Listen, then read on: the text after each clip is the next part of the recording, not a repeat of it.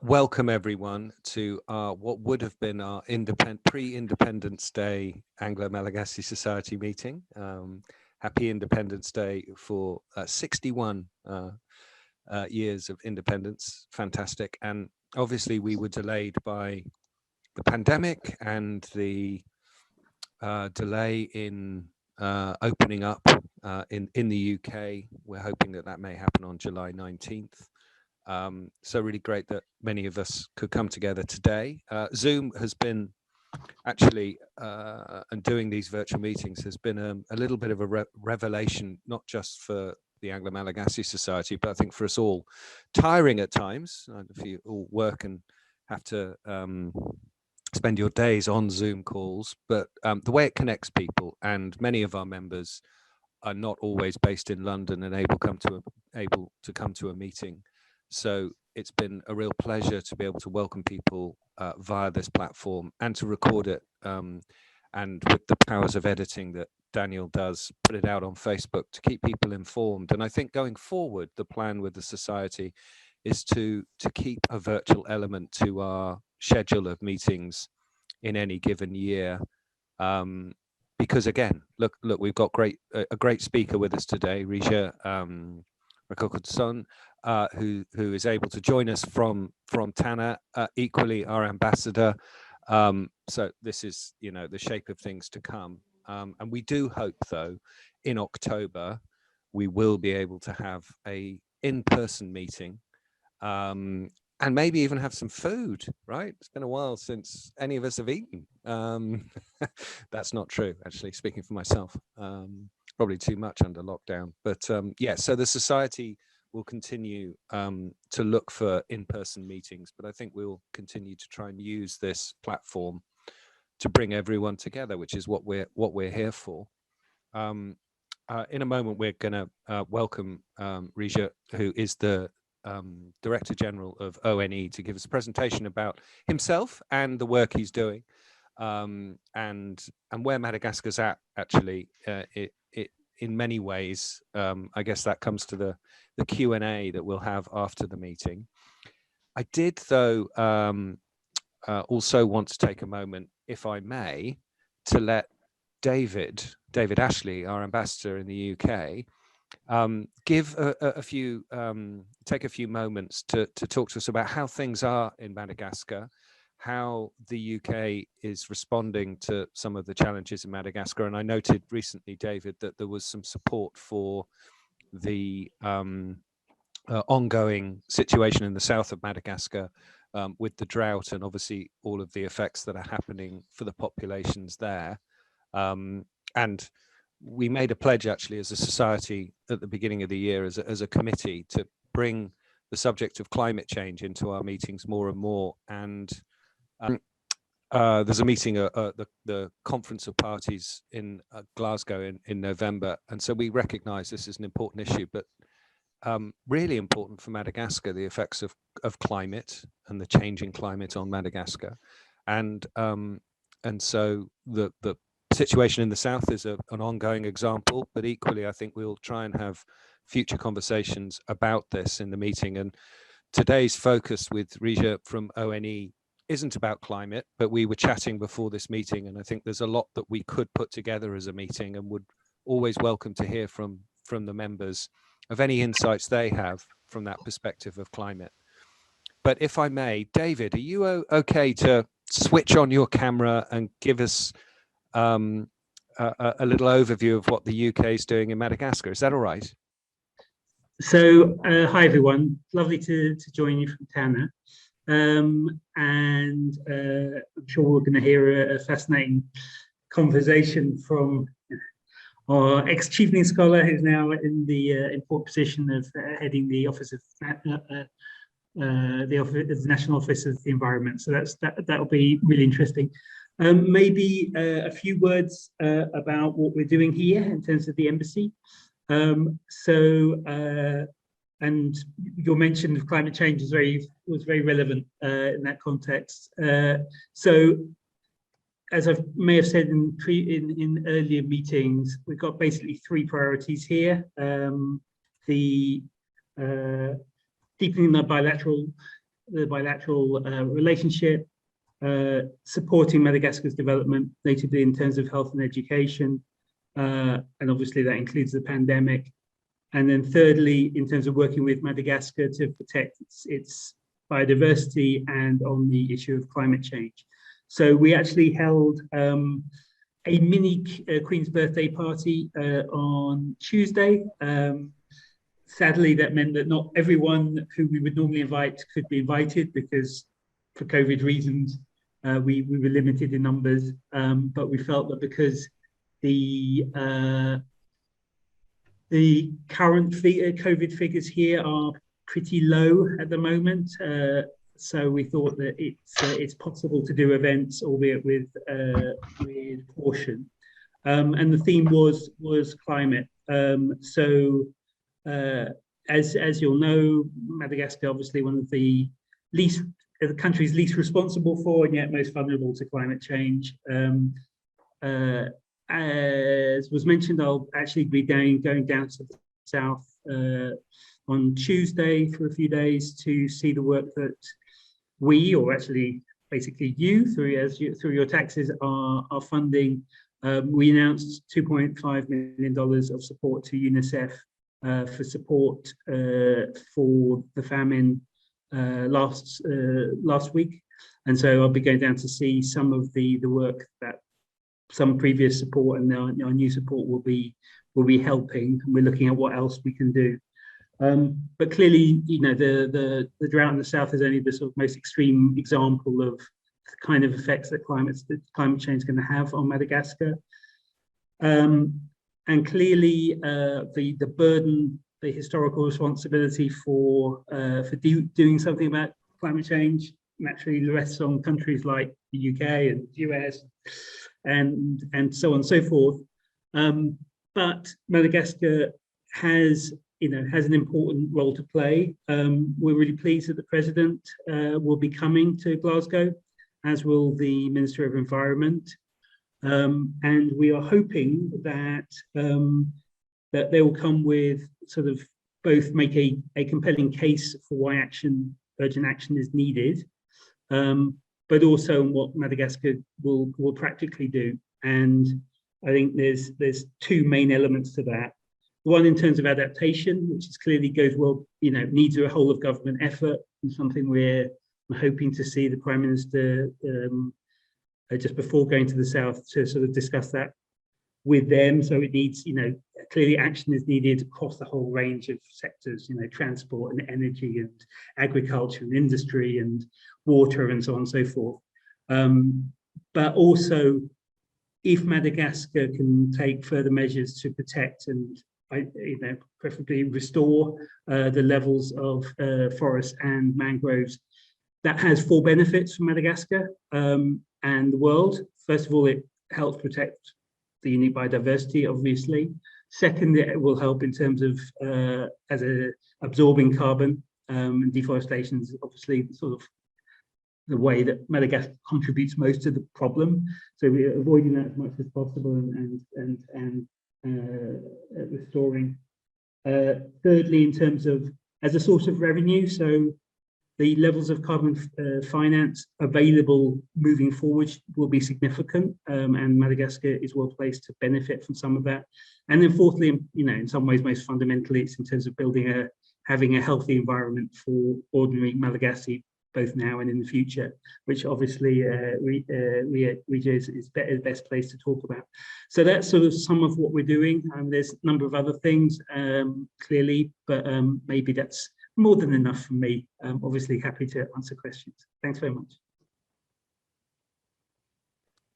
Thank you, David. That's fantastic. And what I'll do is I think this is a perfect segue into Rija and his presentation as Director General of ONE.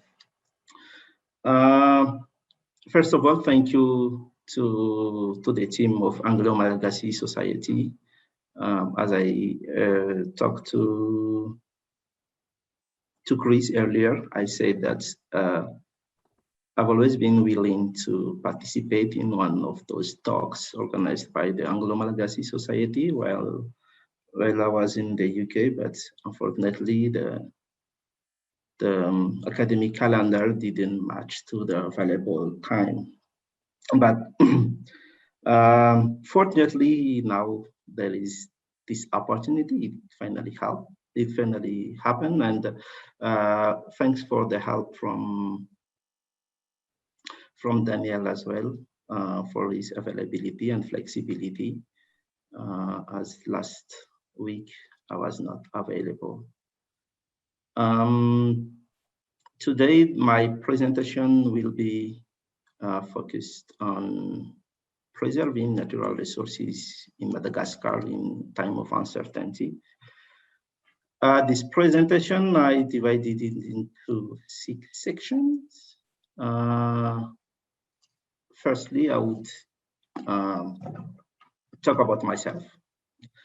And then I would introduce the OND as organization, then what we actually do, and what is exactly the environmental evaluation process in the country. And then I will introduce what has been done so far in terms of evaluation process and accountability in investment with regards to environmental aspect in Madagascar. And I'll talk a bit about the main challenges that the country faces now in terms of supporting investments to be compliant with the environmental regulations. And at the end, I will introduce what we are doing currently at the ONE with the support of the government, of course, for that improvement. So if I would ask you to please ask your question at the end of the presentation, as this is the first time, maybe throughout the presentation, I will answer to them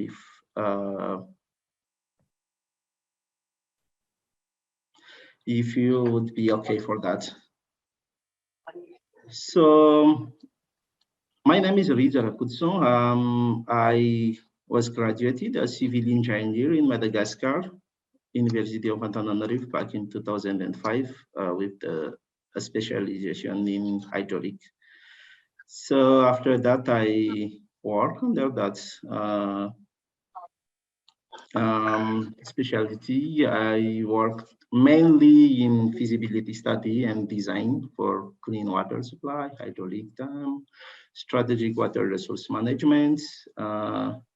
And during that experience, that came to me the passion for the environment.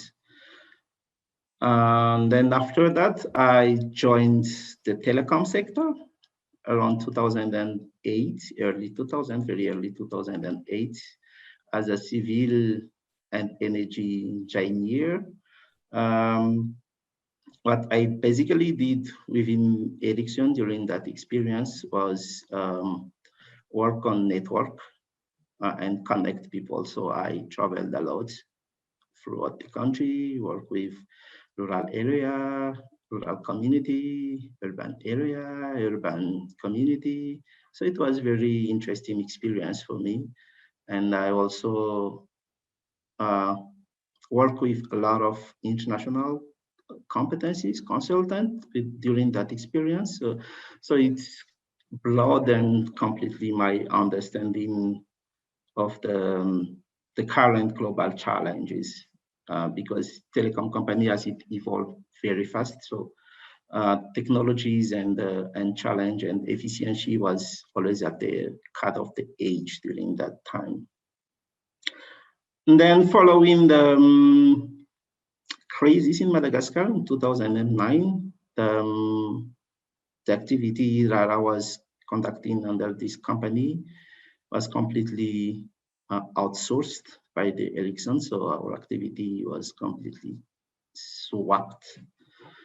And then we created myself and couple of friends created our own company, which is called TME. It still operates, it still exists.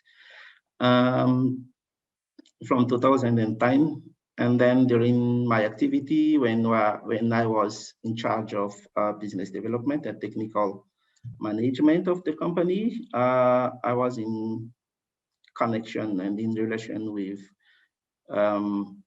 many suppliers and the manufacturer all around the world, and I started to realize around 2013, 2014, I started to realize the lack of knowledge to passionately evolve in an international career while in Madagascar, while being in Madagascar during that experience. So 2013, I prepared myself for a go back to school. So that's something I finally realized in 2015, thanks to Chevening Scholarship. So I had the chance to study a Master of Science in Sustainable Energy and Environment at the Cardiff University. And after that journey to Cardiff University, I came back to the country and work as independent consultant. So I work on a few short-term contracts with the International Water Management Institute, with the IRA Group on climate finance, with EPIC sustainability, on climate finance as well, but on verification of real avoided carbon. I work as well with Global Development Solutions, a US-based company, on geospatial modeling of rural development and action on mitigation in Madagascar. On 2018, still as an independent consultant, but I moved to a more long-term contract. So I joined Deloitte Consulting to conduct a US government-funded program called Power Africa in Madagascar. So I work in power sector there from 2018 to end of 2020. Then alongside with that one, I also work as a country manager of Atmosphere as well. Atmosphere is a German-based NGO who collects, who work in carbon finance as well. So they collect funds from emitters in the EU, mainly in aviation sector, and use that funding to finance mitigation and adaptation project in developing countries such as Madagascar. So I work as independent consultant to manage their project in the country for that. So we are usually, I would do activities with local developers, international developers who receive the funding from them and help those projects to come on track and to be realized. And at the end of 2020, I decided to join the public sector as an environmental regulator. And now I am the Director General of the National Environmental Office, the ONE, which I enjoy, and I learn a lot in terms of the challenge of this country, either from the management of our natural capital or our mitigation in terms of climate change. On January 2021, as well, as part of my Chevening journey, I was elected as the president of the Chevening Alumni Madagascar. So this is a 2-year term. So thanks for the Chevening Alumni Madagascar for trusting in myself to be the leader of our association. I see a few Chevening alumni in this call, so thank you guys. Now I'm going to walk you through the ONE. What is the ONE? ONE is It stands for Office National pour l'Environnement, so that's a French acronym. We are a regulator. Our main activity is environmental regulation. So we hold investments and investors accountable with regards to environmental regulation. So practically that's what we are doing. ONE was created back in 1990 as an administrative organism first. So it was initially designed to administrate only, but then to give more independence as critics raised in terms of the independence of the organization and as well in terms of the financial resource. The organism was changed, the statute was changed in 2008 to EPIC, which is an industrial and commercial organization status, so that allows the ONE to secure finance for itself, to be more independent and to be more efficient in its mission. So our mission is the prevention of the environmental risks of both the private and public investment. So when Madagascar decided to engage in the path of conservation and prevention of the risk related to investment, the country decided to put on the same level of the field private and public investment. So it doesn't matter in Madagascar if either this is private or public, the rules and the regulations that applies to both investments remain the same. That's the main and major activity of the ONE, but on the other side as well, we manage the environmental information and the monitoring of the environmental status in this country.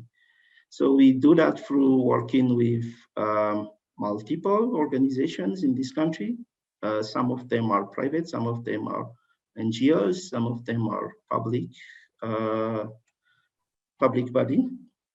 And those feeds ONE in information that we aggregate on our side and release the status of the environment in form of an environmental dashboard that we call TDE locally in Madagascar. And the project developer and students and decision makers, everyone in this country can access those reports and use the information in those reports for the project they are planning to do in their site, either for academic reason or for business reason. The third mission that is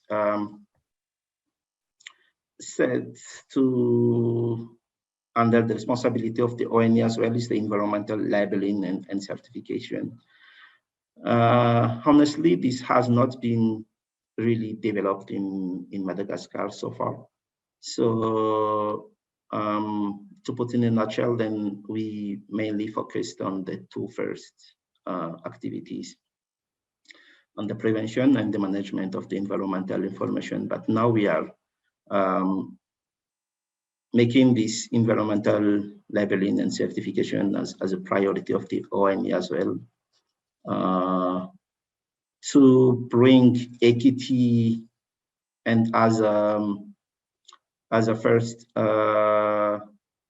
regulators in the country in terms of environmental compliance. Then we believe that bringing certification to those who comply would be beneficial to the sector rather than just sanctioning those who offend the law. In terms of resource, the ONE is an embedded organization to the Ministry of the Environment and Sustainable Development in the country. We have 13 members of boards who are representatives of multiple ministries in the country, ministries such as Ministry of Energy, Ministry of Planning, Ministry of Tourism, all those ministries that have activities who may have environmental impact under their development plan. ONE is run by 39 officers. So the officers are all people who have master's degree or above, but in total with the other employees, we are 58. The revenue of ONE could be or could come from a contribution of the project developers. That is something particularly for some organizations I have in touch so far. Many of them don't have this contribution of project developers, but we do have that one as a source of revenue. And there is also government subsidies. We can also receive government subsidies to operate. Alongside with that, we can also have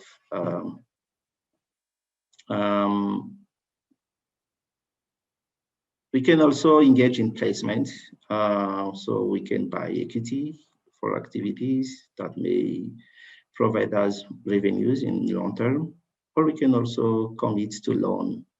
Those are activities that are allowed to ONE in terms of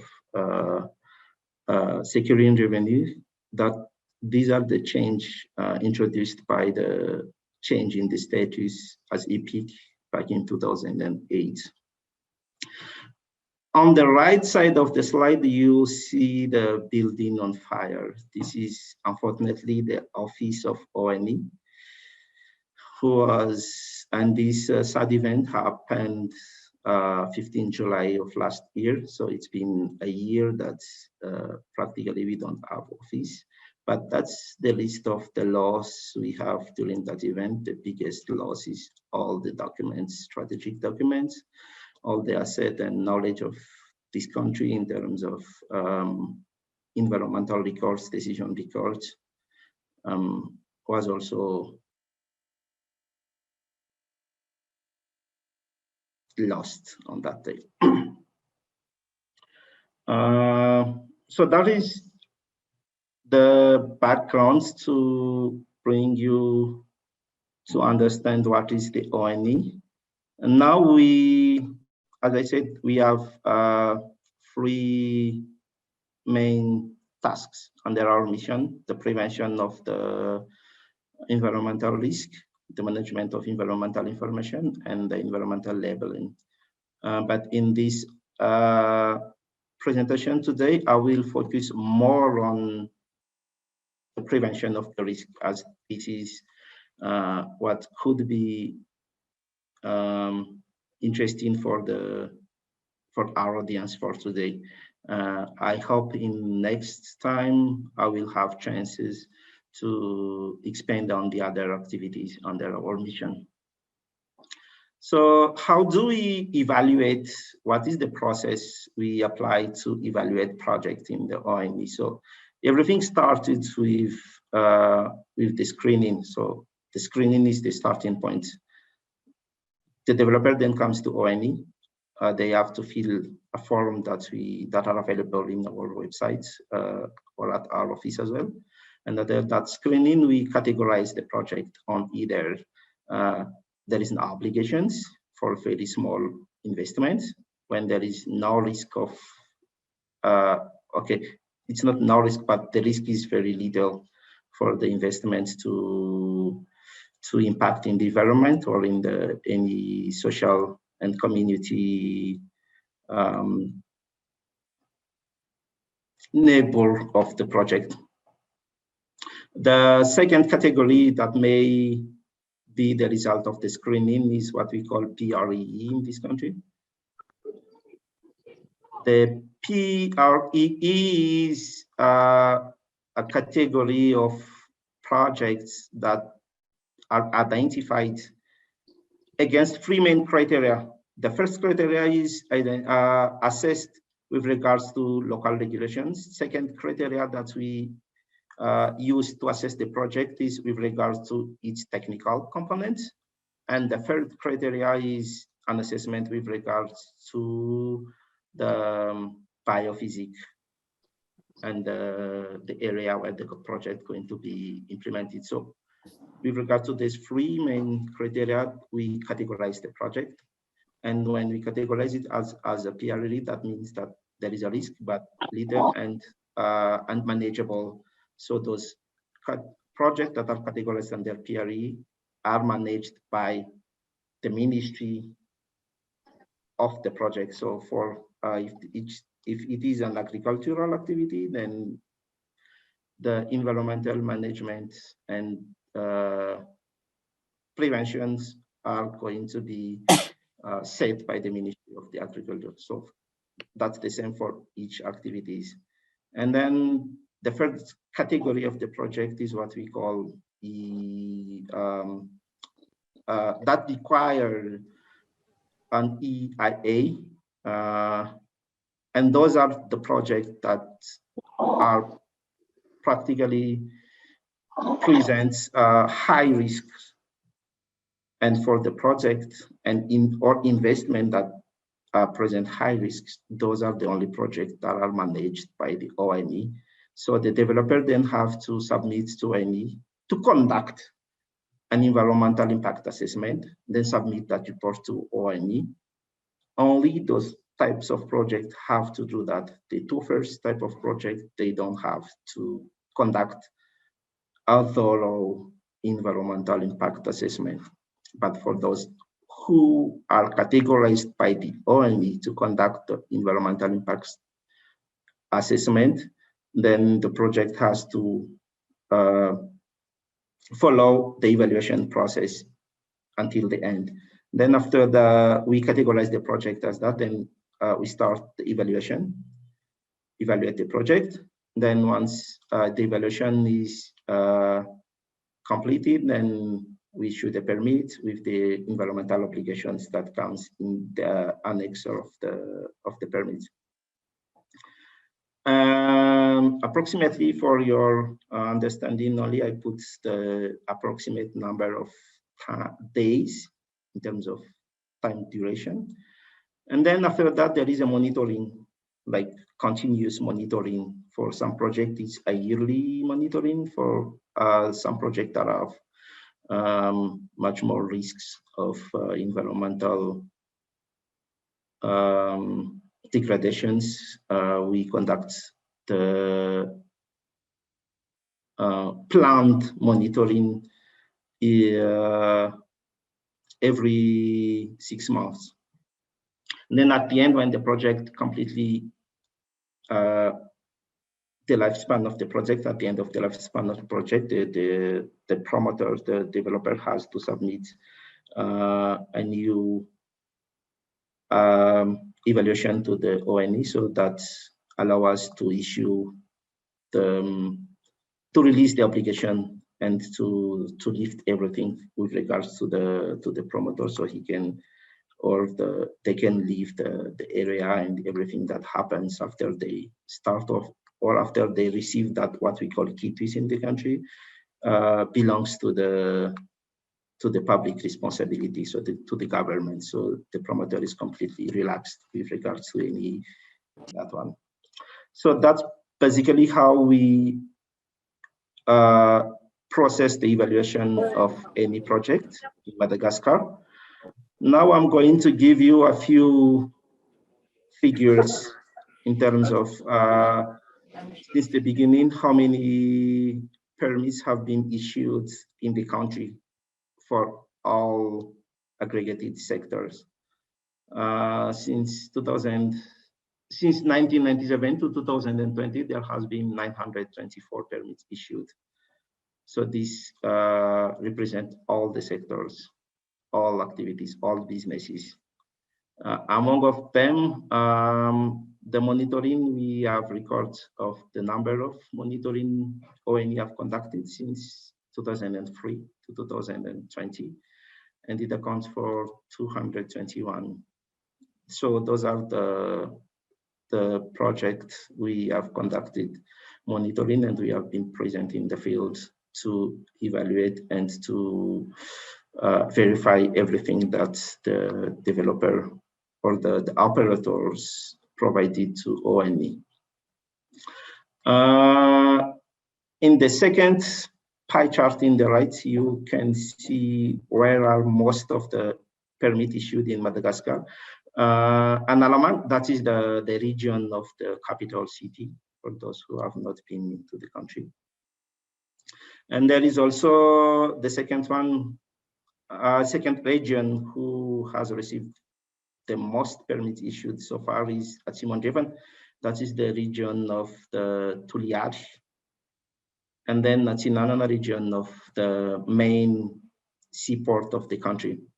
For a presentation by sector, 35% of the permit issued so far have been on mining activity. So mine practically is the main sector that attracts investment in this country.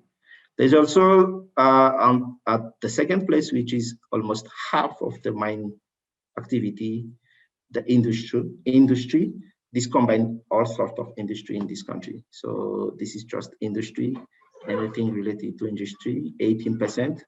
And then the third activity is linked to the biodiversity. So this combined conservation activities, anything that use direct resource from the biodiversity in Madagascar. So those are the three sectors that attract the most investment. That's why they are categorized as projects that require environmental impact assessment.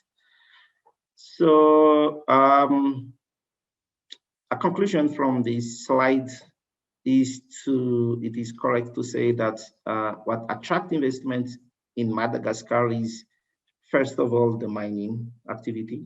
And then there are also industries, which the industries activity are mainly driven by low manpower cost in the country, as there are some of them who produce locally, who produce for the exportation, and the number is at even percentage. And there is also the biodiversity, as Madagascar is, everyone knows that Madagascar is ranked as a hotspot of biodiversity in the country. So those are the three main activities. So that means that those are the main sectors that we at ONE deal every day on everything that may jeopardize the environment, our capital, natural capital, or biotype in the country. So related to those three main sectors. There are other sectors that present a risk as well, but the numbers are not as much high as those three sectors. So that leads us to the next slide.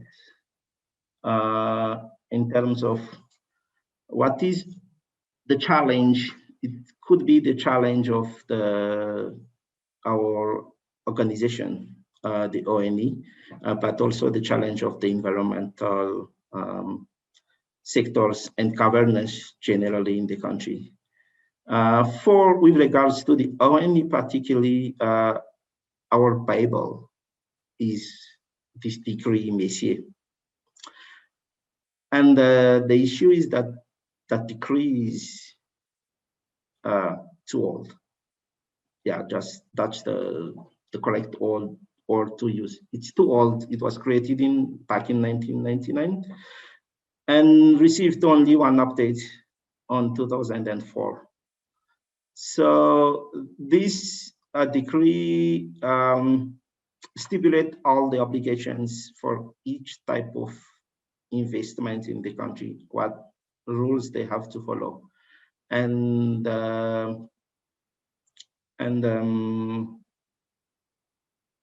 currently, we all know that many of the technology evolutions that came afterwards they are just not be possible. It's not possible to manage them through the decree, and that's the first challenge with the regulation in this country.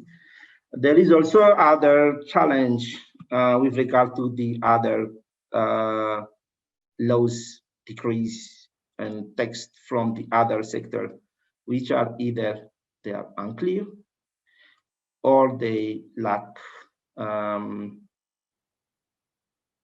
details, or they are just non-applicable. I would talk about one very important laws in this country, which relates to the pollution. The law that was created to regulate industrial pollutions is not applicable. That was a law issued back in 90s as well, end of 1990s. But that law is not applicable in the country because there was no decree that enforced the law. And that's not the only one, but that's why I put this photo in the right side. So it's difficult currently in the country to set clear thresholds in terms of management, clear details, clear sanctions when it comes to water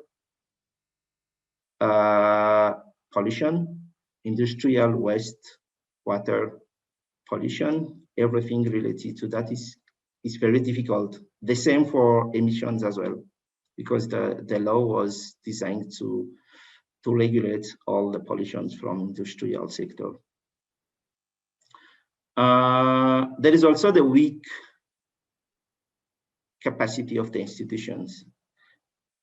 The weakness comes from inadequate data. So data in this country is very challenging to get data.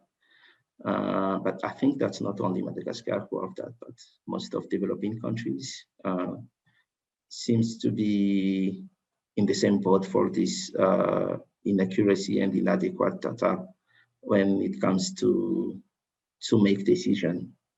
But other difficulty we face approximately every week in this country as well is the poor planning.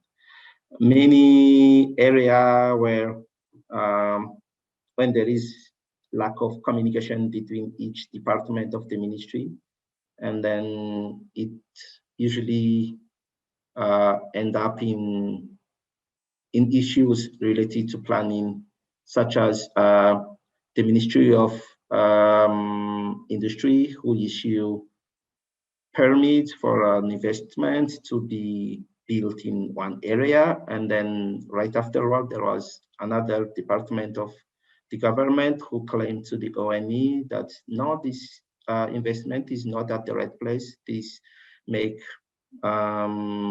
noise pollution, or they always claim about collisions, or they claim about the access when the investment comes to the place, when they want to secure their area. Then when they secure their area, there are sometimes loss of comfort of the neighboring community. So that's those things related to planning put as well difficulty on ensuring that investment are compliant with the regulations in this country. But those are not related to the investment itself, but at the institution level that we have to fix that planning and strengthen the planning in the country. And there is also that limited financial resources, who is not new to everyone as well.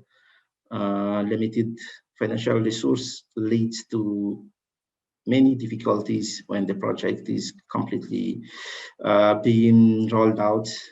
There are many projects we have started to assess within the ONE, and right, like a few times after the project entered our evaluation process team, then we start to realize that the governments who are in charge of some part of the project cannot issue or cannot send their team in the field to assess what they are supposed to contribute in the project.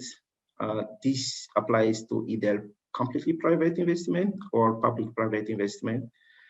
And this is also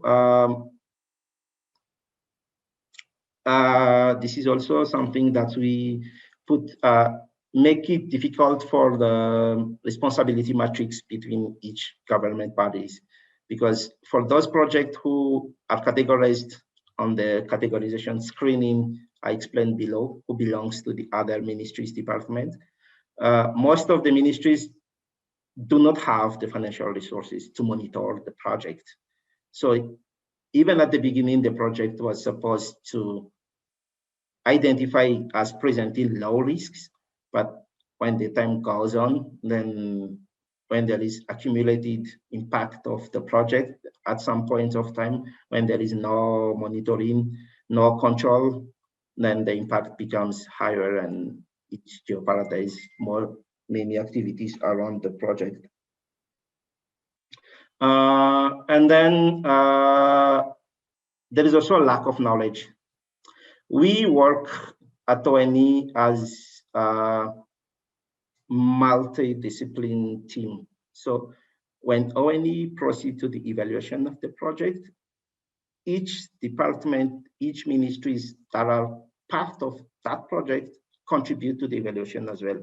And we create that team as what we call a technical evaluation committee. So that technical evaluation committee, what we are planned to, the way we are designed to work together is each of them bring their own knowledge, their own specialty in the team, and the committee team is created.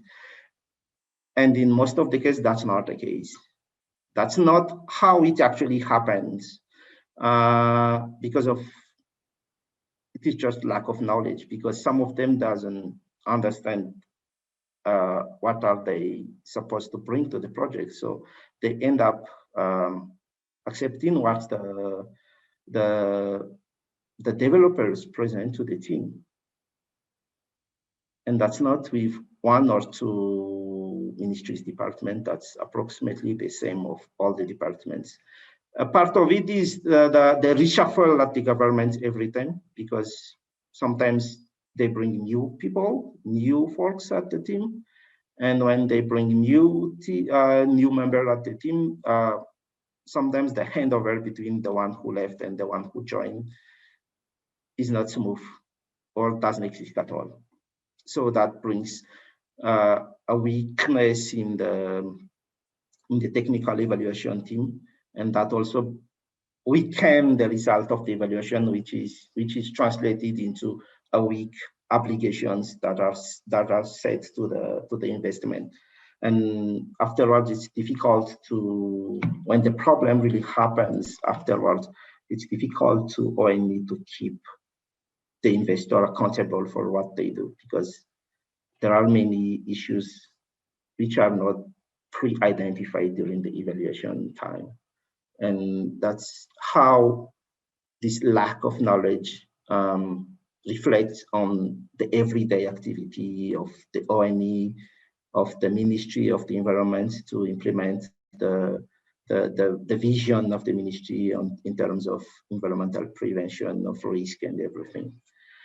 There is also that insufficient qualified skill in the market. This is something that we also have noticed these last days. This insufficient qualified skills is exactly the skills that the investor would need for their project.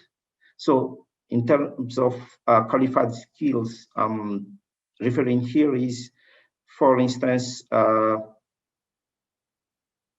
consulting cabinets, consulting firm who can assist the investor in processing to their impact assessment, doing their impact assessment, their environmental impact assessment, in helping them to work through all the development stage of the project to reach financial closing. So what we receive at our side at the ONE, sometimes we receive documents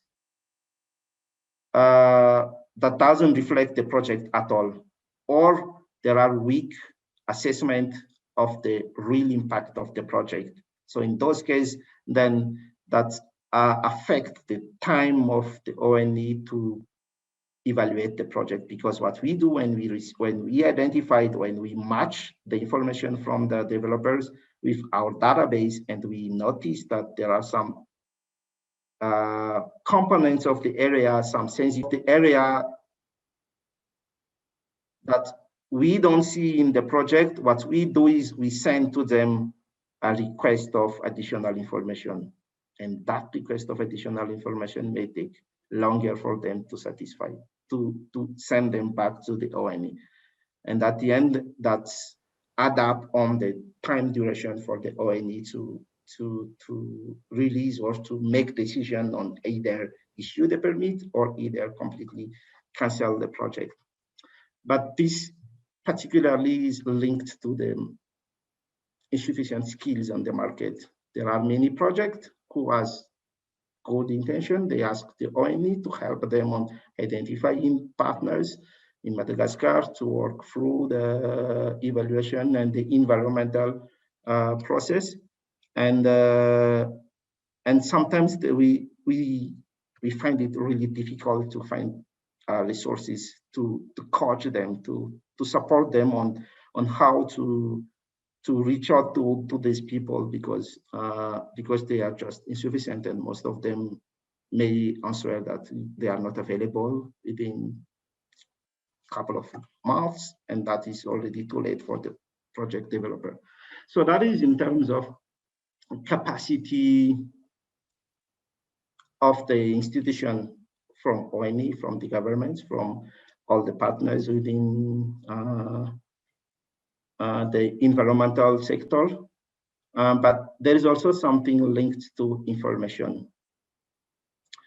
Another challenge in managing the accountability of the project developers in Madagascar also is the lack of information. It is difficult for communities in Madagascar to understand project. Most of the time, once the project comes to the area, what the community perceive from the project is loss of their livelihoods. And because of illiteracy in the country as well, it comes very difficult for the project developers to handle that challenge, because most of the time they are not from the area or not from the country at all. So so convincing the people to get the community acceptability becomes challenging for the project. Sometimes it takes years for some project, 2, 3, 4 years for the community to accept the project. Whereas for the ONE, as the environment assessment, the ONE has also to verify that the project receive community acceptability by the project is planned to be implemented. And that becomes very challenging for both the ONE and the project. And sometimes there are also a tension between communities because of now we are facing high rates of rural exodus. There are some studies who support 200,000 people each year who migrate around the country. And those people, when they come to some area, they move the stability from the relation between the investment in the place and the community in the place, who has already been okay, to their new pressure on the resource because there is not enough resources in the place. And that's also something we find challenging in a way we can support the project, we can support the investments. Those people may come to the place, to the community, because of loss of their farming activity where they have been before, or whatever they may that may lead them to the place. But once they come to the place, what happens to the community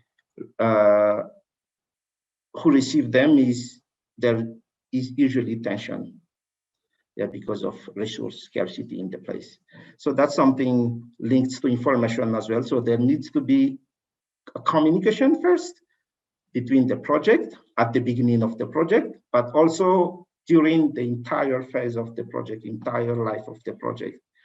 There is also a lack of professional body. This is something approximately linked to the insufficient qualified skill in the capacity before. But in this lack of professional body in Madagascar, there are some activities who are very important in this country, but there is just no professional body who manage the activity, who leads the activity, who project everything and manage the resources, ensure the capacity of the sector. That is something that happens in Madagascar as well. So what happens is everyone pretends to be expert in everything. And that's something we at the ONE live almost on every day, receiving report from people who do not have the expertise to conduct the environmental impact assessment. And they do it, they do the activity, they reach out to the investor, pretending with what they can say, and the investor contract with them, and that end up with report coming to the ONE, which is completely something we cannot receive at all, something we should reject completely because they don't comply to any of the criteria we set for any study that needs to be handed to the ONE. And there is also that low access to finance. The result of this low access to finance is that we are facing many projects with outdated technology. And now that we are working towards adaptation, mitigation, and climate change, this approach makes it very difficult and very challenging for the ONE to assess, because not only are there not enough finance in the market or not enough developers who can access finance, but those who can access finance comes with outdated technology. That could be in terms of resource needs, resource requirements. Now, during these last months, 5 to 6 months, we have received a new project that makes that consumes a lot of woods somewhere in the southeast of the country. This project are small projects. They are small projects, but when you aggregate the impact of the woods they need, so something like 2 cubic meter a day for 500 project like that. And when they are assessed against the categorization, the screening we've talked before, they should not fall under any of those who should be managed through peer review or the environmental permits, because they are very tiny, very small projects. But when we comes to that aggregate the impact of what they can do in our natural resources, the trees, the forest, exactly, because they use wood in their process. At that point, we need to have either new texts that govern those type of activities, or we need to say no to outdated technology, because there are already new technologies that do not need that much quantity of wood for their heating process, for the heat processing within their activity. But those are the activity who comes to the country currently. That's just one example. those are the activity, the investment that comes to the country. There are some investment similar to that, but we have to deal with those types of outdated technology, very resource demanding, low efficiency, because these are the finance that the developer can access currently. So those are the challenge within the ONE. That's what we live on every day, what we have to assess, what we have to make decisions with the development of the country. The photos on this left is linked to what I said before, but from what I've said about resource demanding technology, there are also the equipment that make a lot of waste. And the waste management of the industrial processing, any agricultural activities, any investment activities in this country is something that we need as well as environmental regulation to regulate, to control. And that leads me to the next slide and the last slide on what could be done in this country to improve the way we regulate investment. We hold the investment accountable to what they do. What we are doing right now is updating the laws, updating regulations. This is mandatory because we cannot work with the current laws, with current regulations, norms, with current sanctions. So we are now updating, we are working with NGOs, with the government, with the other sectors, government departments, on updating the main environmental regulation, which is called MESIE. We plan to include afterwards, in a few time, the private sector as well in the team.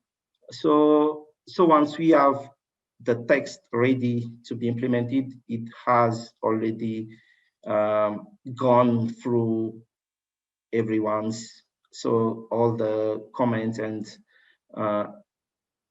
so it could be an inclusive text for everyone. So that's what we are trying to do now. What we are working hard with partners, with the government. So we are updating the text. There are approximately, we have identified 9 texts that needs to be updated as soon as possible. Currently, we are working on 3 of them, but the top priority of them is the decree MESI, but we are already on a good pace on the updates.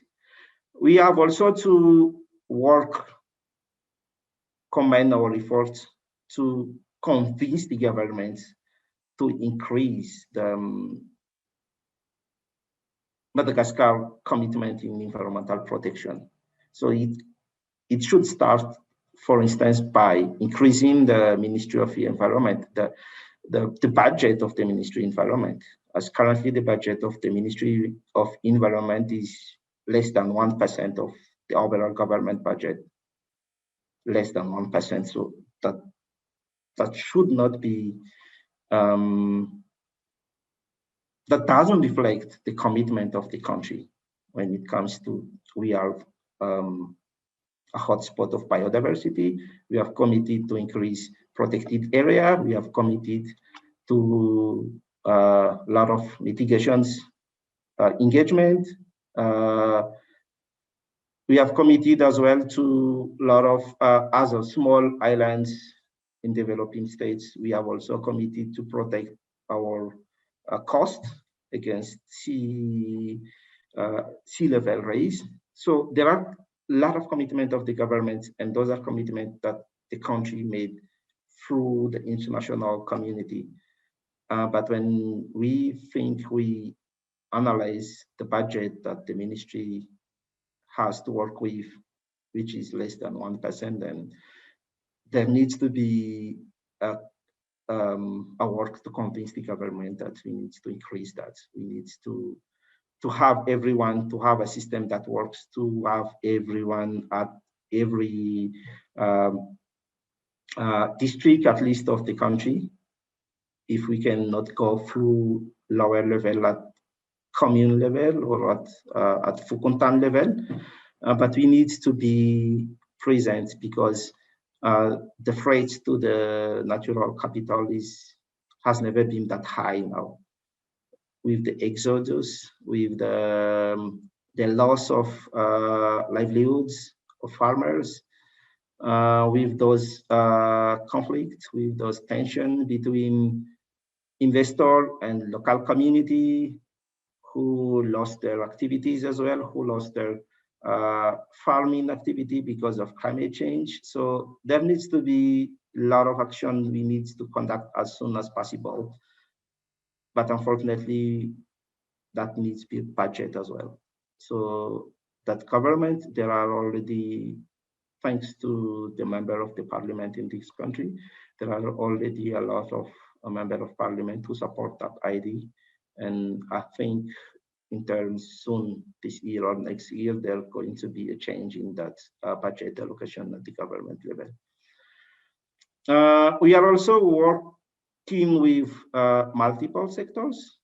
This basically aim to increase the awareness and build capacity of them.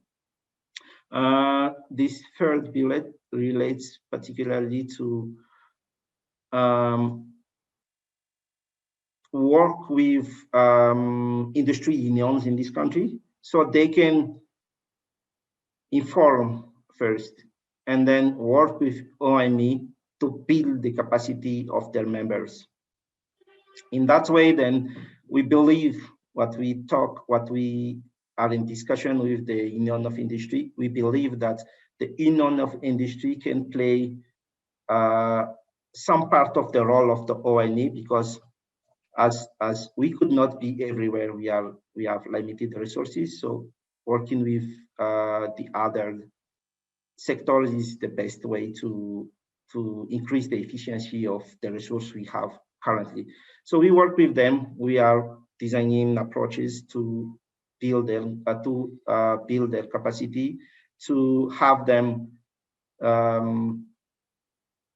inform and increase the outreach of the board to all members, because some of them have 300 members, more than that. And so in that way, we don't have to follow exactly to be there exactly every day, which we could not do with the resource we have.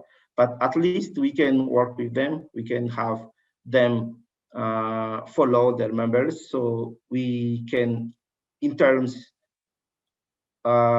think through the way how can we develop a labeling and the certification, environmental certification for each members, as long as they build capacity and they engage more and more in the environmental compliance. That's also something we do currently.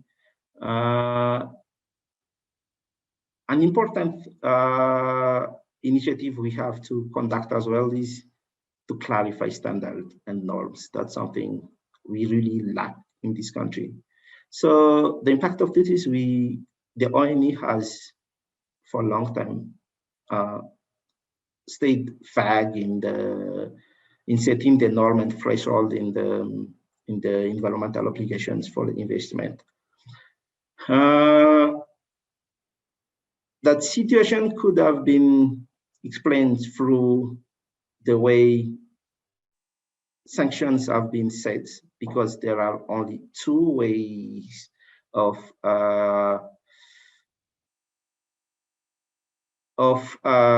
approaching regulations and obligations break in the law. Either remove the permits or suspend the permits. These are the only two actions that the ONE can do. So there is also reflections on clarifying first the standards and norms with regards to environmental management in the country. And once the norms and standards are clear, then we can set, there is a possibility to set unincremented measures, like a fine first, or a standby of activity, but not directly remove the permits, withdraw the project from the list of authorized projects in the country, suspend the permits, because a suspension of the permits takes very long time to be reactivated. And those are not, the history told us that these actions didn't really help to bring developers who offended the law back into right activities, into the right behaviors with regards to the compliance. So now we are working with partners to set and to clarify those standards, mainly with the main sectors that we have mentioned before: the mining activities, industrial activities, and the biodiversity. There is also a need to integrate private finance in the environmental effort. That's something very important we need to do, because we have, the private finance in developing world, they already are present in this environmental effort. There are already some activities that primary banks do not finance. In Madagascar, there is already a bank who operate through that process, through that, who already see their activities in compliance with that environment, but there are still the other banks who can still provide financing instruments for projects that are completely not climate friendly. And those are something we can also work on. This is not something we are already working on right now, but something that could be considered as solutions to improve the efficiency of the overall sectors. There is the improvement of data availability and accuracy. That's something I don't need to explain more, because that's at the heart of everything.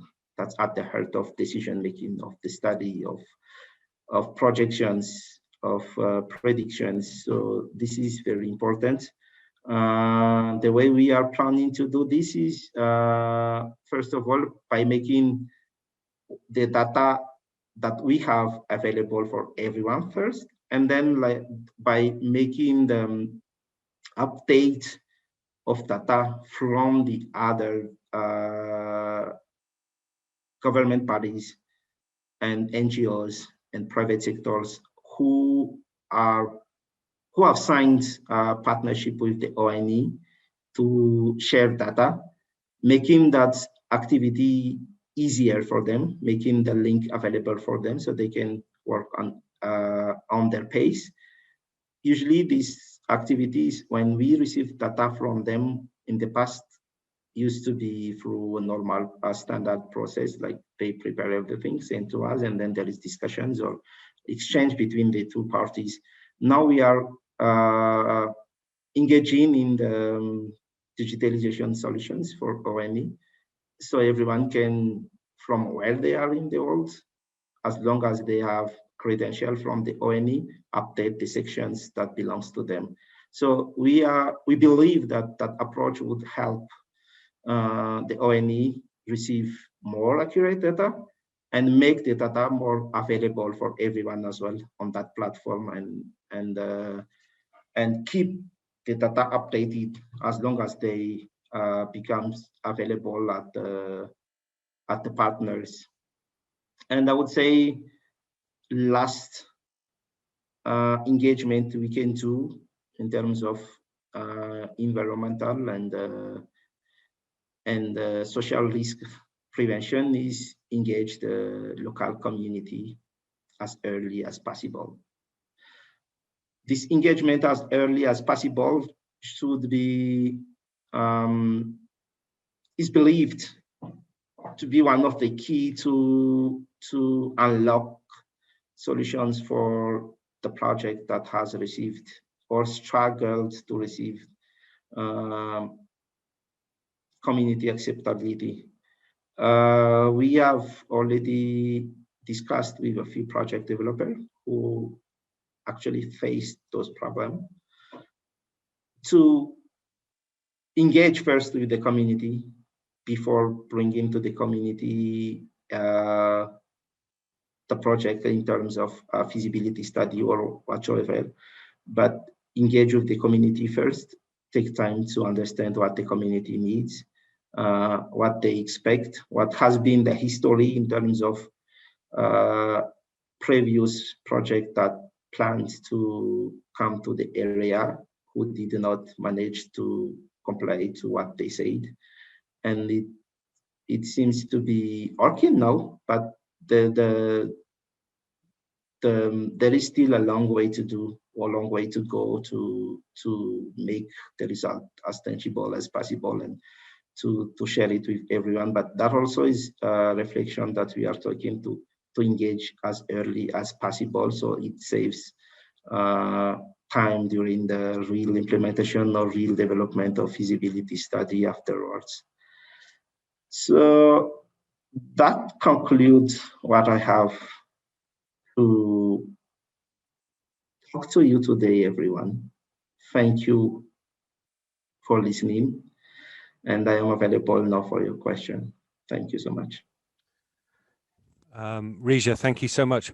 Thank you. I just want to, on behalf of all of us, thank you for probably the most thorough and clear insights into what is ONE in terms of its jurisdiction, its governance and its function, but also I'm sure all of us recognize the enormity of the challenge for Madagascar and indeed for your organization, and not in the least your role. And I suppose an opening question is, how do you feel about the challenge and where ONE is at, and where you feel you're going as you're looking to bring in some reforms, and the importance, as often mentioned, of the biodiversity, natural resources, tensions and opportunities for communities? How do you feel? Are you optimistic? Are you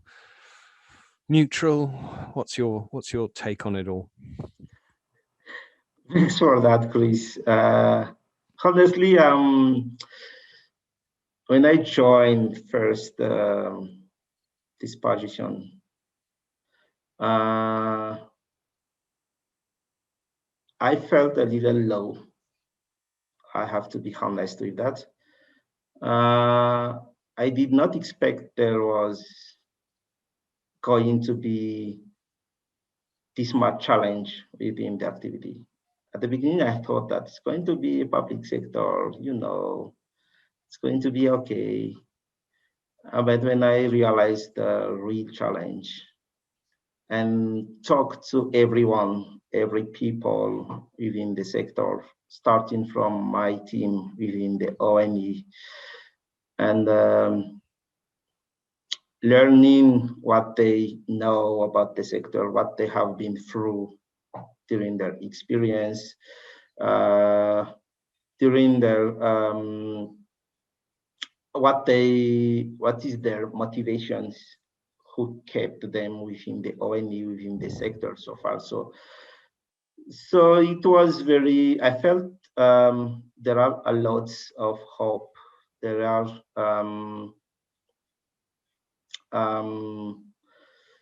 a positive feeling that comes from discussing with them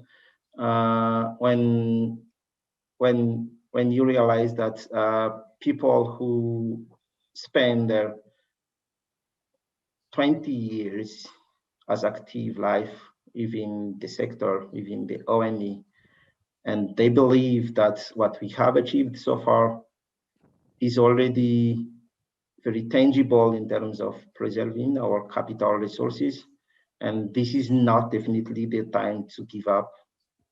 We have to admit that it's challenging now with the COVID, with the restrictions on the movement. There are the logins, people who lost their livelihood because of climate change, who comes to next to where they can find the resources, usually next to areas where private investments happens, because that's what they can see. Something works, something runs correctly with private investment, and they come to those places. But the challenge is there, but it's definitely not the time to say, okay, to abandon, to give up on the project. Rather, it should be a new opportunity to gather everyone around one challenge, one objectives, and to make everyone proud. That's what we do now, to keep in mind that what we do now is for future generations too. And at ONE, it is at the heart of our activity to ensure that investment, debt, that the government, private sector contract now should not be used to make the life of future generation difficult. It should not be used to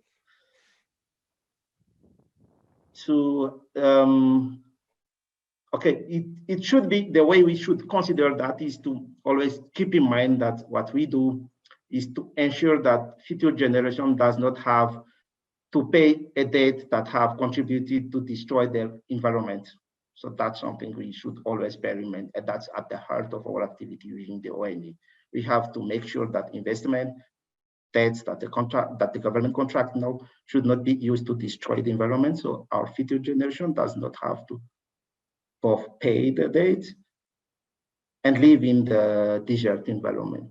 So that all these discussions with the team, with the mindset within the team as well, keeps the momentum to work harder, to set new objectives, to be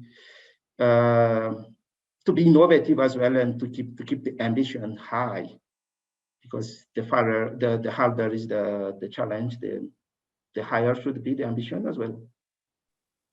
Thank you so much. Now, questions for you, our viewers, our participants. I did have a written question in the chat from Tina. Her question was, if it's helpful, how do you ensure or reduce the potential for corruption, given, as you're explaining, some of your funding sources, notably developers contributing to the ONE budget? How do you look at that issue? Yes, this is actually a legitimate question. As we receive as well part of the revenue of the ONE from project developer, from the investments. But so far we did not have experience that risk of conflict of interest, because I would talk about there is the exposure. Yeah, there is exposure to conflict of interest. That's something that is we should not. We have to be honest. There is that risk, but since that applies to everyone, to every investment, to every developer in this country, so we just have to consider them at the same level. And this is as well something that is already written in the law, but not something that we at the ONE set arbitrarily as our choice, as our own decision, but something that is set in the law, and we just apply that law. We consider it as any taxes that the government perceive from any business activity in the petroleum activity. There is also something related to that in other activity, but we are not living it as something we can use to gain something, or something tools we can use to be different from one developer to another one, but something that we just have to apply to any developers, to any project, and that's it. Thank you. So look, I can see there are a couple of other questions that people would like to ask. So if you would like to unmute yourself, ask your question briefly. And I'm also keen that if you have any, I have a question for David, but I'll pause for a second. If anyone else has questions for our ambassador, then please let yourself be known. Thanks. Could I ask something? Of course, please, Jean, carry on.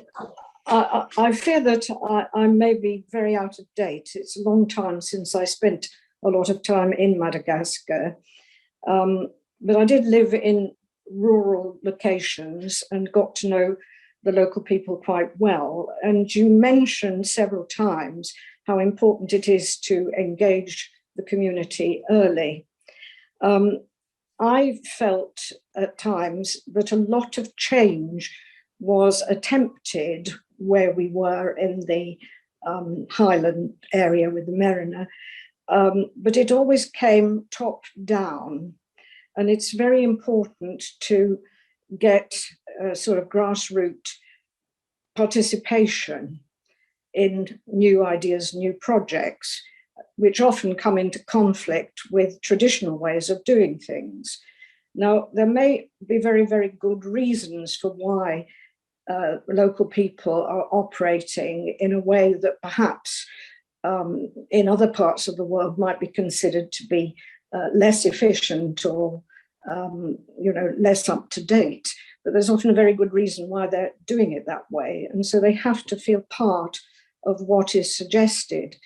And so I was wondering whether not, obviously you've got huge problems of infrastructure and you're operating on a large scale, but around Madagascar in local areas, there is a sort of mechanism for people managing their local affairs and discussing things. I mean, kabare were extremely important in my experience.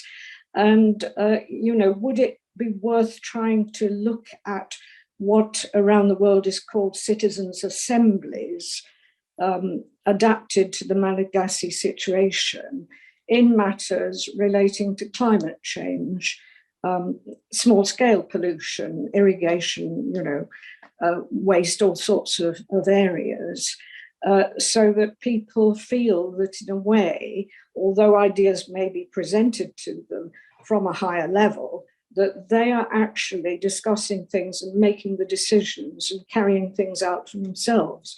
And that if you add all these different regions, different localities together, that can also make significant change in environmental matters. I'll be quiet. Thank you for the question. Rija, citizens' assemblies, what do you think? Yes, that is something not really new to the country. And currently, I think the government and public sector starts to respond to that bottom-up approach rather than top-down. And recently there was that initiatives conducted in the south of the country, which particularly aim to design a national response to the climate change out there, the kere, for those who are familiar with the term. During that date, there was a discussion with local authority, with local people on how do they think to face or to react to the climate change, mainly, but to the water scarcity issues in the south. That was the main question they tried to answer during that government initiative in the south. From that discussion, there was some projects, some initiatives that were already designed or prepared from the top level, that received comments from local communities, and the government has reconsidered the way the project were designed. There are also some consultation being conducted locally currently. I'm talking still about that response to the drought in the south, where people are invited to share their idea, their opinion on how should the government react to the problem they face, and what is important for them to be integrated in the solutions being approved at the higher level. I think that approach is in the way to integrate the local willingness to the local aspirations on the way their problem is being addressed. So would that be the responses to? I think that's super helpful, and maybe it's an opportunity for more of that to happen. I would love to take further questions, please, for either Rija or our ambassador. So please, if anyone else has a question, make yourself known. Thank you. Yeah, just a quick question.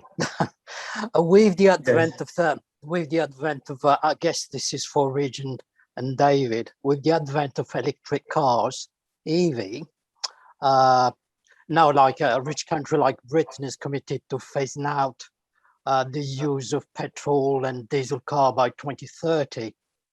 Is a developing country like Madagascar ready for that? Because I know Rija earlier mentioned about you lobbying governments. So is Madagascar ready for that within, talking about the next 20 years?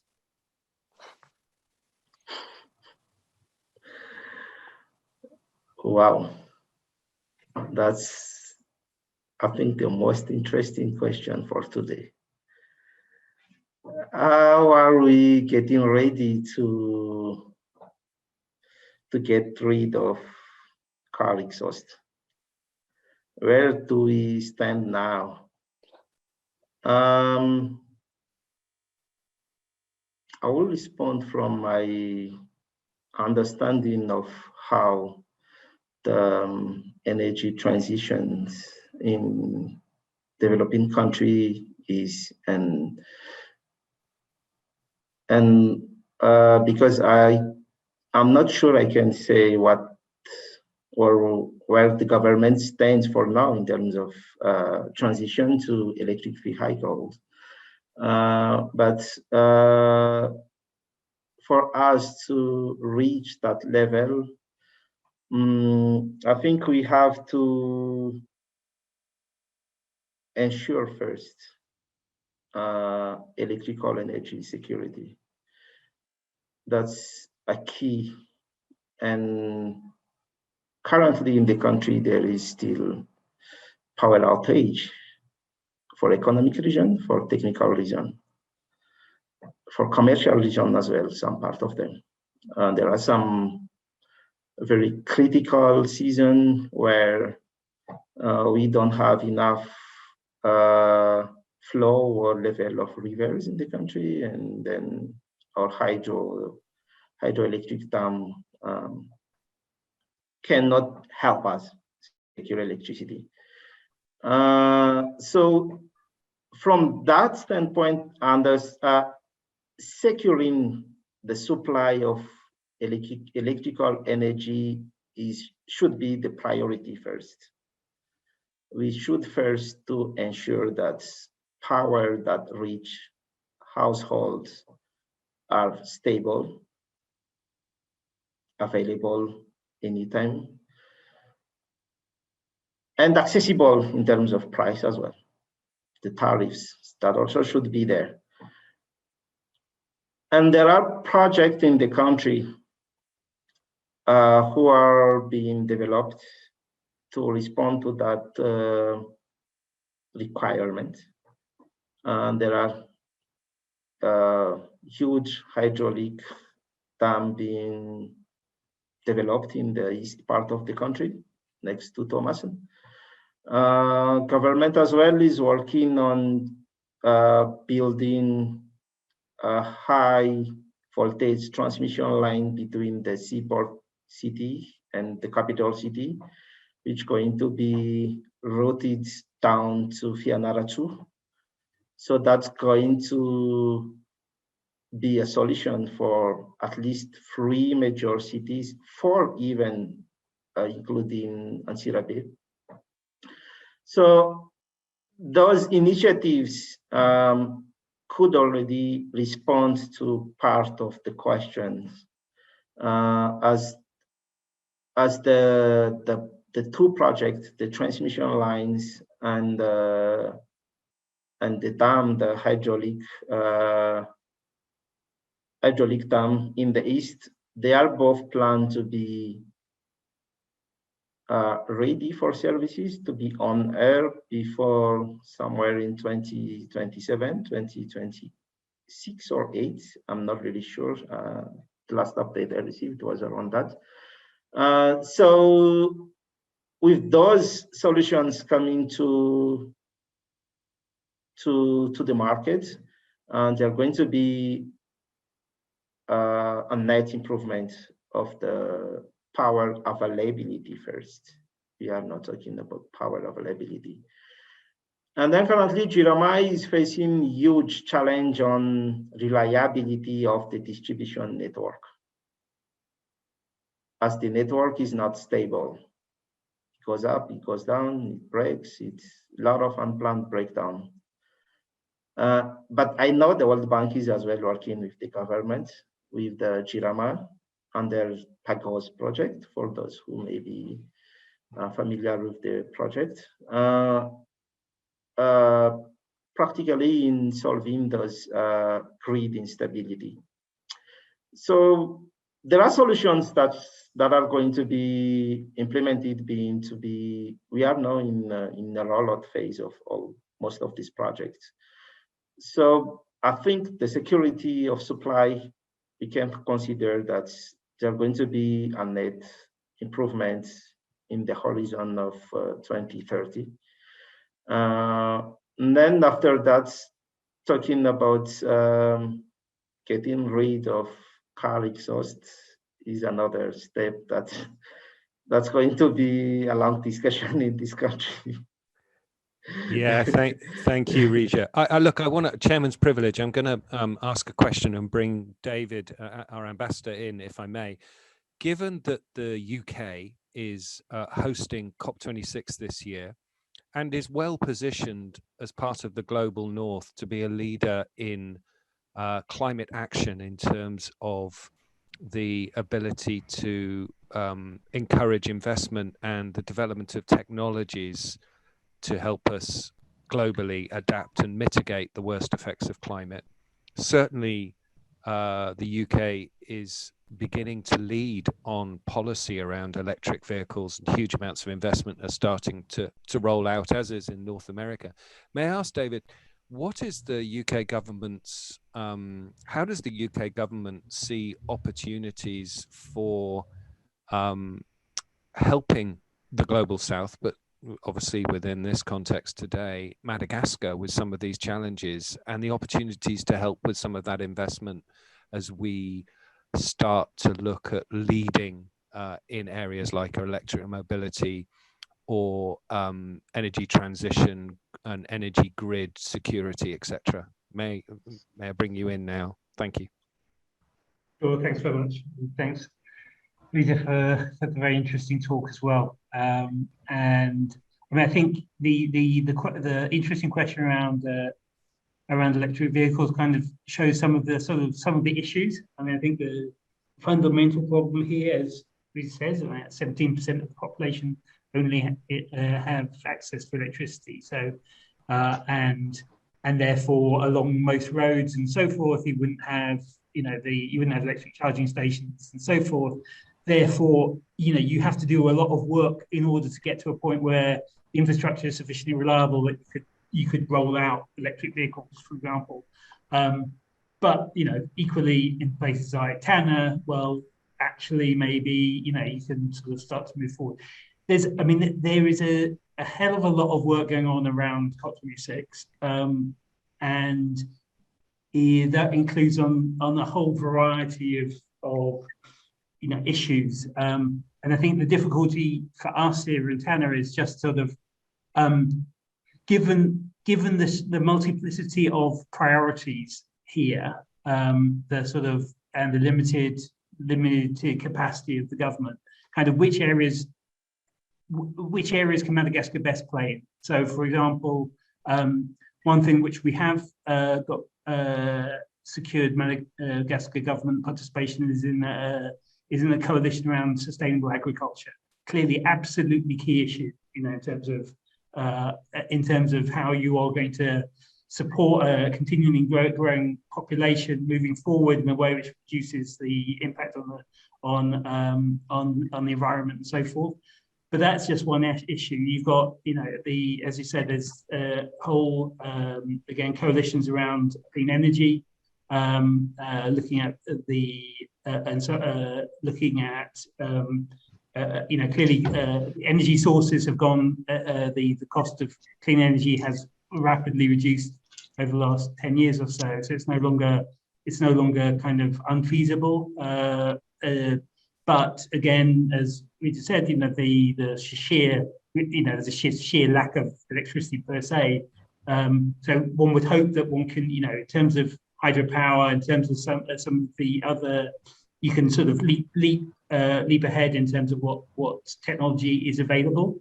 I think the point we just said about sort of dumping of old technology is an important one. So one of the issues that we're talking about with the Ministry of Environment 10 days ago is actually the fact that a lot of the petrol being used here is actually very poor quality and not be allowed in lots of other countries. So it's sort of I think so. There's then you've looking at the how you make sure that the new infrastructure which is being put in terms of roads. So it's again something we're discussing with the World Bank. How do you ensure that you as you seek to improve road infrastructure here, you are making sure that it is sustainable, not just for not just for the immediate term, but for for 20 or 30 years with the changing climate which we can expect. So there's a huge amount going on across the whole range of one of the difficulties with climate change is it's just all encompassing. So you're talking about every sector of life effectively having to be dealt with, and the question here for us is sort of where we can kind of make both best progress without overwhelming the sort of the government of Madagascar, which also has to deal with the droughts in the south and the and effects of pandemic and so on and so forth. And the point Rija made about you have 1% or less than 1% dedicated to the environment, which is of the government budget, which is a huge problem. But we're also asking the government to increase its allocation to education. We're having hope that the Minister of Higher Education will be able to come to the UK for the Global Education Summit at the end of this month. You know, education, another huge issue. Health, another huge issue. Agriculture, you know, and so it's sort of, you know, again, you don't want to overwhelm us by, you know, listing all the areas which are of priority. Thanks, Chris. No, thank you. I've noticed there are other hands up, and so I don't know which order they popped up. I do apologize. So I can see a mute off. Monica, would you like to ask your question? Thank you. Hi, yes, thank you, Chris. A question for David, just really if he is able to give us any update on how Madagascar is dealing with the COVID crisis, and if he can see a point in the near future where they might open up again to flights. I don't know if he's got any information on that. You took the question right out of my mouth. So, David, over to you. Thanks, Monica, for the question. So yeah, it's an important one. So we basically have gone through the second wave of the pandemic here, which was pretty bad, truth be told. Albeit that we don't really have accurate figures, so the levels of testing here remain very low, and so they can give.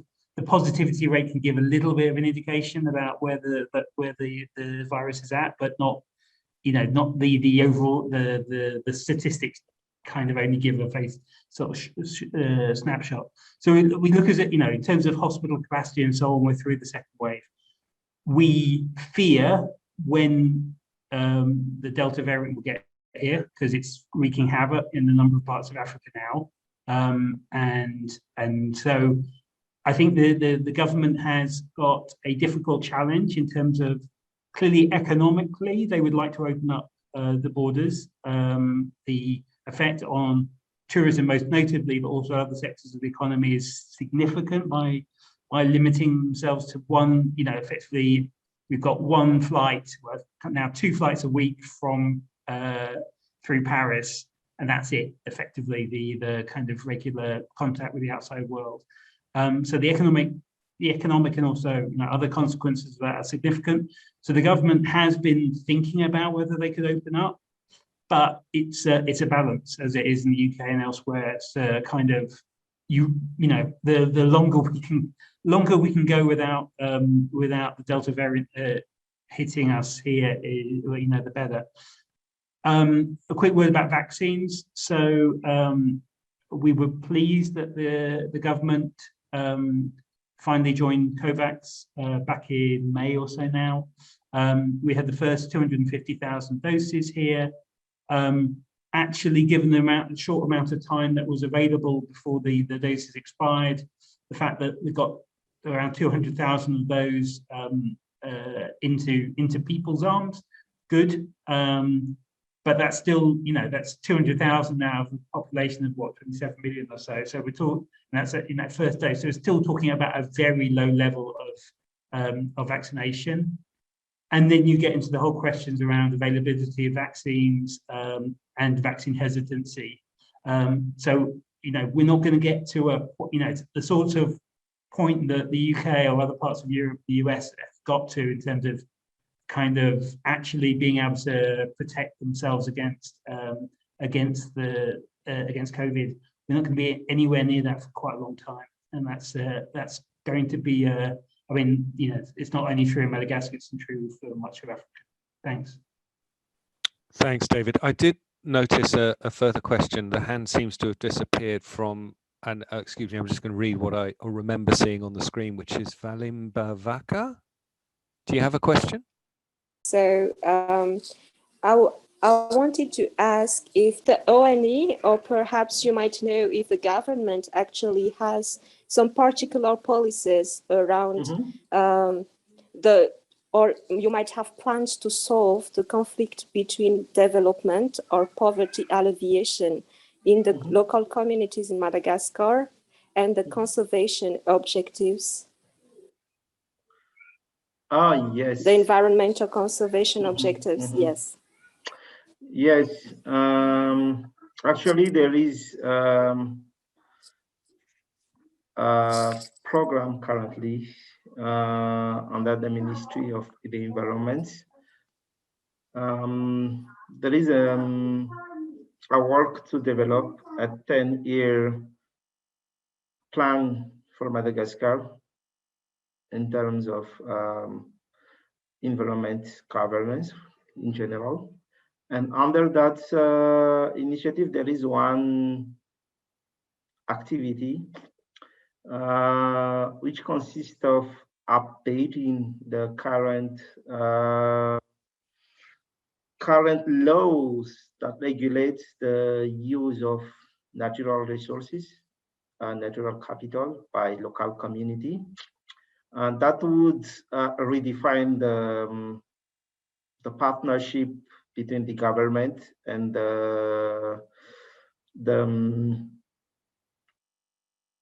those protected area managers, the NGOs who works with Madagascar on managing protected area and managing our objectives under conservation.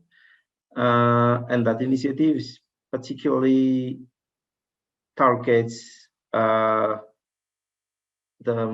bring solutions to that long-lasting conflicts between protected area managers and local community, and also on the way how well the government can appreciate and assess the evolution of the restoration or any activities that are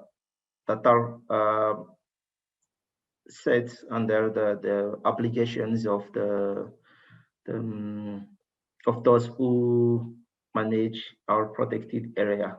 So once that documents would be made available, I can share with you, but this has just started very recently, a couple of weeks ago, I think, or 3 weeks ago. But that's exactly the aim of the initiative, how to solve that conflict.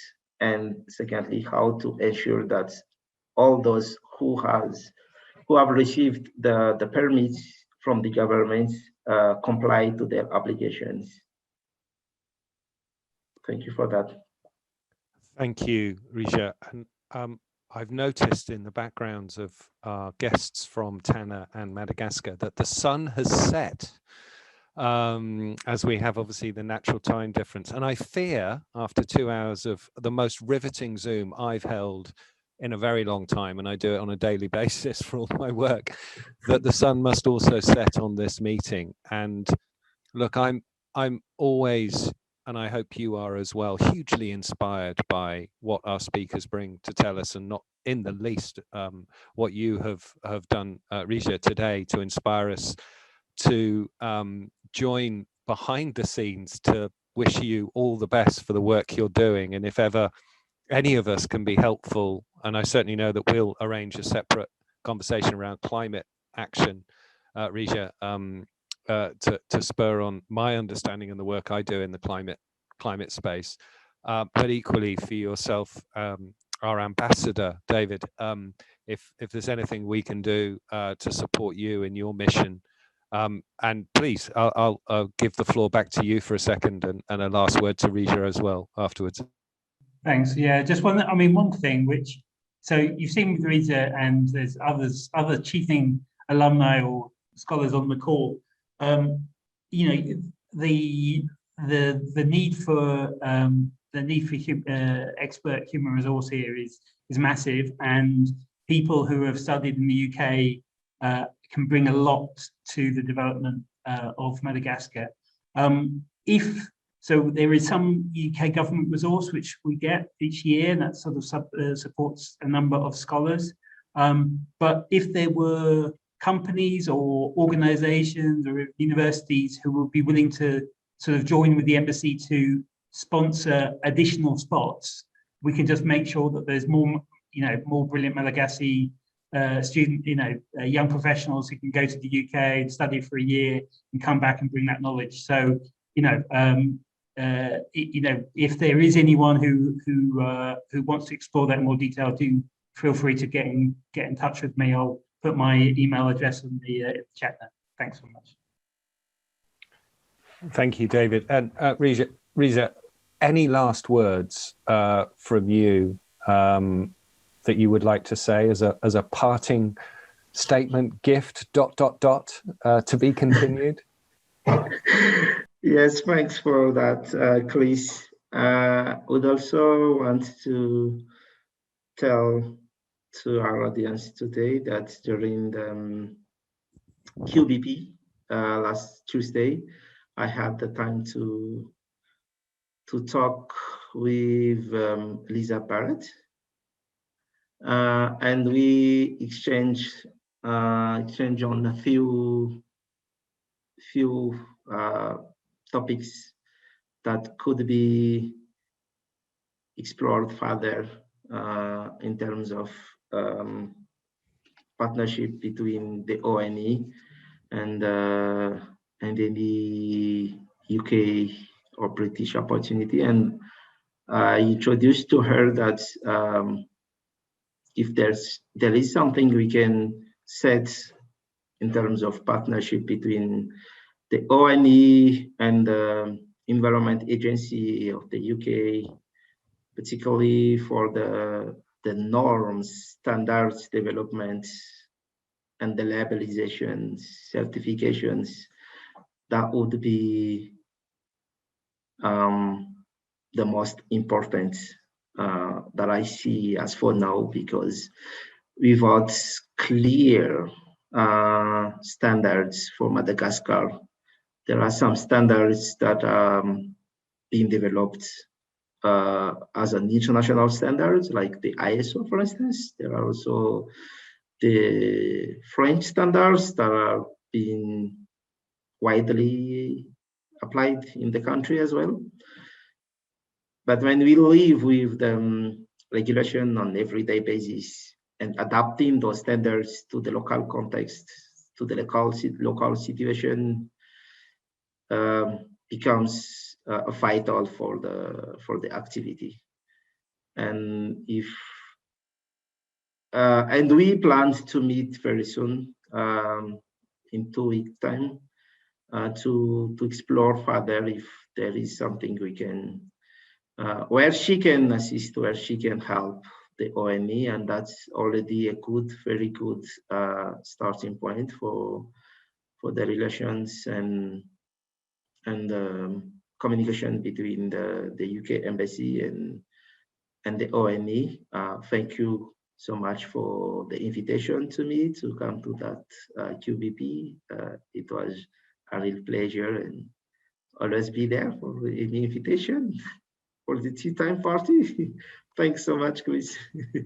Listen, thank you again to everyone joining today, and most especially Rija and Ambassador David Ashley for joining us today. And look, you know, that request for help is why we're here as the Anglo-Malagasy Society. We're a network, and we can help each other. And to further that, Daniel will be following this. Obviously, this is recorded. We'll be making this available on our Facebook site, so that people can watch and review and comment, etc. afterwards. And it's you and we together that make this an exciting society and opportunity to share between the UK and Madagascar, and to help Madagascar, which is always what we want to do. So thank you all again, and we hope to have an in-person meeting in October. We'll keep you posted, a little bit like the number 10 briefings.